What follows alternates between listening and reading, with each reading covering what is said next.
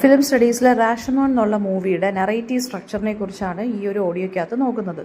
അപ്പം narrative structure of Rashomon എന്ന് പറയുന്നത് വളരെ ഇമ്പോർട്ടൻ്റ് ആയിട്ടുള്ളൊരു ക്വസ്റ്റ്യൻ ആണ്. അതായത് നറേറ്റീവ് സ്ട്രക്ചർ എന്ന് വെച്ചാൽ how the story is told and why it is important. അതാണ് നമ്മൾ ഈ ഒരു ഓഡിയോയിൽ നോക്കുന്നത്.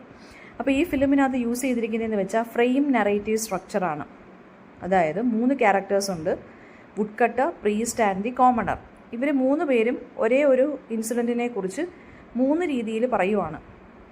അപ്പം ഈ ഒരു സിനിമയുടെ കഥ എന്ന് പറയുന്നത് അല്ലെങ്കിൽ ഔട്ടർ നറേറ്റീവ് എന്ന് പറയുന്നത് ഈ 3 പേരുടെ ഇന്നർ സ്റ്റോറീസിലൂടെ അല്ലെങ്കിൽ ടെസ്റ്റ് മണികളിലൂടെയാണ് പോകുന്നത്. അപ്പോൾ ഈ ഒരു സ്ട്രക്ചർ, ഈ ഒരു നറേഷൻ എന്ന് പറയുന്നത് ബാക്ക് ആൻഡ് ഫോർത്ത് അല്ലെങ്കിൽ പാസ്റ്റും പ്രസൻറ്റും തമ്മിലുള്ള ഒരു റിഫ്ലക്ഷൻ ആയിട്ടാണ് ഈ ഒരു സ്റ്റോറിക്കകത്ത് മൂവ് ചെയ്തുകൊണ്ടിരിക്കുന്നത്. അപ്പോൾ നമുക്ക് ഒരുപാട് ക്വസ്റ്റ്യൻസ് ട്രൂത്തിനെ കുറിച്ചും എന്താണ് സത്യം എന്നുള്ളതും ഒക്കെ നമുക്ക് ഒരുപാട് ക്വസ്റ്റ്യൻസ് നമുക്ക് റേസ് ചെയ്യാൻ പറ്റും ആസ് എൻ ഓഡിയൻസ്, അല്ലെങ്കിൽ എന്താ പറയുക, ആസ് ദി ഓഡിയൻസ് അല്ലെങ്കിൽ ആസ് എ വ്യൂവർ. ഇനി മൾട്ടിപ്പിൾ നറേറ്റേഴ്സ് അല്ലെങ്കിൽ മൾട്ടിപ്പിൾ ടെസ്റ്റിമണീസ് ആണ് രണ്ടാമത്തെ പോയിന്റ് എന്ന് പറയുന്നത്. അതായത് ഒരു സെൻട്രൽ ഇവൻറ്റ് ഹാപ്പൻ ചെയ്തു, റേപ്പും മർഡറും ഇൻ എ ഫോറസ്റ്റ്. അത് ഡിഫറെൻറ്റ് ക്യാരക്ടേഴ്സാണ് അതിനെക്കുറിച്ച് സംസാരിക്കുന്നത്. ബണ്ടിറ്റുണ്ട്, വൈഫുണ്ട്, ഒരു ഡെഡ് ഹസ്ബൻഡ് ഉണ്ട്. അത് ഡെഡ് ഹസ്ബൻഡ് സംസാരിക്കുന്നത് ത്രൂ എ മീഡിയം, പിന്നെ ദ വുഡ് കട്ടറും. അപ്പം സെയിം ഇവൻറ്റിൻ്റെ ഡിഫറെൻ്റ് ആയിട്ടുള്ള വേർഷനാണ്, കംപ്ലീറ്റ്ലി ഡിഫറെൻ്റ് ആയിട്ടുള്ള വേർഷനാണ് ഓരോരുത്തരും തരുന്നത്. ഈ ഒരു എഫക്റ്റിനെയാണ് നമ്മൾ റാഷമോൺ എഫക്റ്റ് എന്ന് പറയുന്നത്. അതായത് ട്രൂത്ത് എന്ന് പറയുന്നത് പേഴ്സണൽ ആകുന്നു and also it becomes incomplete അല്ലെങ്കിൽ ഫ്രാഗ്മെൻറ്റഡ്. ഓരോരുത്തരും ഓരോ കഥ പറയുമ്പോൾ ട്രൂത്തിനെ നമുക്ക് അവിടെ ഏത് വിശ്വസിക്കണം എന്ന് നമുക്ക് അറിയത്തില്ല. അപ്പോൾ അവിടെ സത്യം എന്ന് പറയുന്നത് ഡിവൈഡഡ് ആവുക അല്ലെങ്കിൽ ഒരു ഫ്രാഗ്മെൻറ്റഡ് ആയിട്ട് മാറുകയാണ് ചെയ്യുന്നത്. മൂന്നാമത്തെ പോയിന്റ് എന്ന് വെച്ചാൽ കോൺട്രഡിക്റ്ററി പെർസ്പെക്റ്റീവ്സ് ആണ്. ഓരോ ടെസ്റ്റിമണിയും അല്ലെങ്കിൽ സാക്ഷിമൊഴികളും കോൺട്രഡിക്റ്റ് ചെയ്യുകയാണ് ബാക്കിയുള്ളവരുടെ. അതായത് ഓരോരുത്തരുടെ മോട്ടീവ്സും ആക്ഷൻസും ഔട്ട്കമും എല്ലാം ഓരോരുത്തരും ഓരോ രീതിയിലാണ് ഈ ഒരു സ്റ്റോറി പറയുമ്പോൾ നമുക്ക് ഫീൽ ചെയ്യുന്നത്.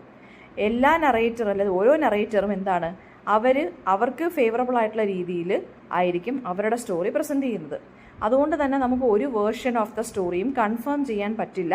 ഇതാണ് അബ്സല്യൂട്ട് ട്രൂത്ത് എന്ന് പറഞ്ഞെന്നുള്ള രീതിയിൽ. ഓക്കെ, അപ്പോൾ ഇത് ഹ്യൂമൻ ഈഗോയെക്കുറിച്ചാണ് കാണിക്കുന്നത്. ഓരോരുത്തരും അവരവർക്ക് ഇഷ്ടമുള്ള രീതിയിൽ ഫേവറബിൾ ആയിട്ട് അവരെങ്ങനെയാണ് ഇതിനകത്ത് പാർട്ടിസിപ്പേറ്റഡ് ആയെന്നുള്ള കാര്യം ഒരു ഹീറോയിക് ലൈറ്റിലൊക്കെ പറഞ്ഞ് അങ്ങനെയാണ് പ്രസൻറ്റ് ചെയ്യുന്നത്. ആബ്സല്യൂട്ട് ട്രൂത്ത് എന്ന് അതുകൊണ്ട് നമുക്ക് ഒരു നറേറ്ററിനെ നമുക്ക് വിശ്വസിക്കാനും പറ്റില്ല. ഇനി നോൺ ലീനിയർ നറേറ്റീവാണ് നാലാമത്തെ പോയിന്റ് എന്ന് പറയുന്നത്. അതായത് സ്ട്രെയിറ്റ് ആയിട്ടുള്ളൊരു ക്രൊണോളജിക്കൽ ഓർഡർ ഈ സ്റ്റോറിക്കില്ല. ഒരിടത്ത് സ്റ്റാർട്ട് ചെയ്യുന്നു, ഒരിടത്തൊരു മിഡിൽ പോർഷൻ, പിന്നെ ഒരിടത്ത് ലോജിക്കലി കൺക്ലൂഡ് ചെയ്യുന്നു എന്ന് നമുക്ക് പറയാൻ സാധിക്കില്ല. ഫ്ലാഷ് ബാക്കിലൂടെ ട്രിഗേർഡായിട്ട് വരുന്ന സാക്ഷികളാണെങ്കിൽ സാക്ഷിമൊഴികളാണ് ഈ ഒരു സ്റ്റോറി എന്ന് പറയുന്നത്. അതായത് സെയിം ഇവൻറ്റിനെ മൾട്ടിപ്പിൾ ടൈംസ് ഡിഫറെൻറ്റ് ആംഗിൾസിൽ നിന്ന് റീവിസിറ്റ് ചെയ്യുവാണ് നമ്മൾ. അപ്പോൾ ഇത് ഭയങ്കര റെപ്പറ്റേറ്റീവ് ആണ്. അപ്പോൾ അതിൻ്റെ സ്ട്രക്ചർ, ഈ ഒരു മൂവിയുടെ സ്ട്രക്ചർ അല്ലെങ്കിൽ നറേറ്റീവ് സ്ട്രക്ചർ അവിടെ എന്ത് ചെയ്തുകൊണ്ടിരിക്കുവാണ്, ഷിഫ്റ്റ് ചെയ്തുകൊണ്ടിരിക്കുവാണ്. അപ്പോൾ ഓഡിയൻസിന് ശരിക്കും പറഞ്ഞാൽ ഓരോരുത്തരുടെ വേർഷനും കമ്പയർ ചെയ്ത് ആ ഒരു ഓരോരുത്തരുടെ കഥയുടെയും റിലയബിലിറ്റി അല്ലെങ്കിൽ വിശ്വാസ്യത ക്വസ്റ്റ്യൻ ചെയ്യേണ്ടി വരുന്നു. ഫിഫ്ത്ത് പോയിന്റ് എന്ന് പറയുന്നത് സബ്ജക്റ്റീവായിട്ടുള്ളൊരു ക്യാമറയോ മെമ്മറിയോ ഇല്ല. അതായത് ഓരോ വേർഷനും വിഷ്വലി ആണെങ്കിലും ഇമോഷണലി ആണെങ്കിലും ഡിഫറെൻ്റ് ആണ്. ക്യാമറ ആംഗിൾസിൻ്റെ കാര്യത്തിലാണെങ്കിലും ലൈറ്റിങ്ങിൻ്റെ കാര്യത്തിലാണെങ്കിലും ആക്ടിങ് സ്റ്റൈലിൻ്റെ കാര്യത്തിലാണെങ്കിലും ഓരോ നറേറ്റർക്കും ഡിഫറെൻ്റ് ആയിട്ടുള്ള രീതിയിലാണ് കാണിച്ചിരിക്കുന്നത്. പിന്നെ absence of A final truth ആണ് 6th പോയിന്റ്. അതായത് ഒരു അന്തിമ സത്യം എന്നുള്ളൊരു കാര്യം നമുക്ക് ഇതിനകത്ത് കിട്ടത്തില്ല. ആ മിസ്റ്ററി എന്താണെന്ന് ഫിലിം ഒരിക്കലും റിസോൾവ് ചെയ്യുന്നില്ല. ഒരു clear cut answer about what actually happened എന്ന് നമുക്ക് അറിയാൻ പറ്റുന്നില്ല. ആൻഡ് ഫോക്കസ് വാട്ട് ഹാപ്പൻഡിൽ നിന്ന് വൈ പീപ്പിൾ ലൈ എന്നുള്ള രീതിയിലാണ് പോകുന്നത്. എന്താണ് നടന്നതെന്നുള്ളതായിരുന്നു ആദ്യത്തെ ക്വസ്റ്റ്യൻ. പക്ഷേ എന്തിനാണ് ഈ ആളുകൾ പല കഥകൾ പറയുന്നത് എന്നുള്ളതായി പിന്നീട് അവസാനം നമ്മുടെ മൈൻഡിൽ വരുന്ന ചോദ്യം. അപ്പോൾ ഇതൊരു ഓപ്പൺ എൻഡഡ് ഫിലിമാണ് അല്ലെങ്കിൽ ഫിലിം സ്ട്രക്ചറാണെന്ന് നമുക്ക് പറയാം. അപ്പോൾ പഴയ പോലുള്ള ക്ലാസിക്കൽ സിനിമയുടെ ഒരു നറേഷൻ അല്ല ഇതിനുള്ളത്. 7th പോയിന്റ് എന്ന് പറയുന്നത് ഇതിൻ്റെ തിമാറ്റിക് ഫങ്ഷൻ ഓഫ് ദി സ്ട്രക്ചറാണ്. ഈ നറേഷൻ ഉണ്ടല്ലോ, അത് ട്രൂത്തിൻ്റെ റിലയബിലിറ്റിയെ, ഹ്യൂമൻ സെൽഫിഷ്നെസ്സിനെ അല്ലെങ്കിൽ ഹ്യൂമൻ ഈഗോയെ കാണിക്കുന്നു.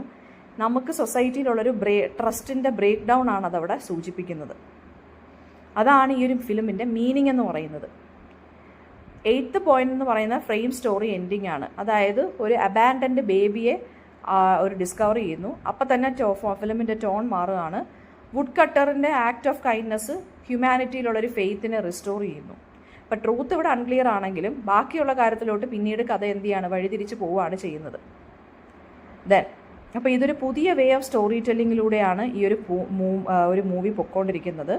ഓക്കെ, അപ്പോൾ ഇങ്ങനെ ഒരു സ്റ്റോറി ടെല്ലിംഗ് ശരിക്കും പറഞ്ഞാൽ കൗണ്ട്ലെസ് ഫിലിംസിനെ അല്ലെങ്കിൽ നറേഷനെ ഗ്ലോബലി ഇൻഫ്ലുവൻസ് ചെയ്തിട്ടുണ്ട്.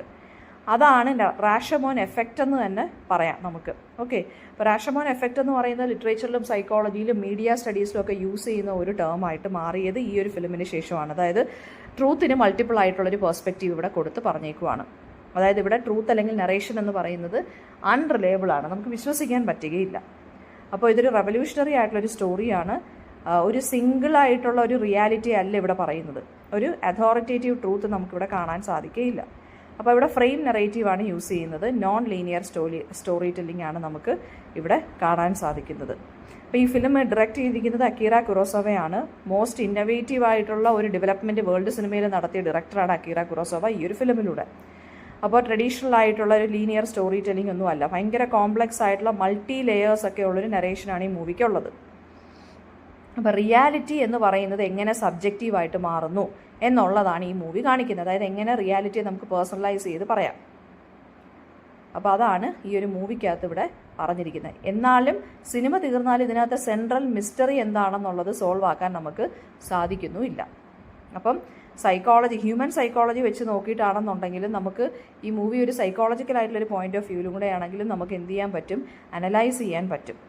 ഓക്കെ, അതാണ് ഈ ഒരു റാഷമോൻ എഫക്റ്റ് അല്ലെങ്കിൽ narrative structure of this movie ചോദിച്ചു കഴിഞ്ഞാൽ എഴുതേണ്ട ആൻസർ.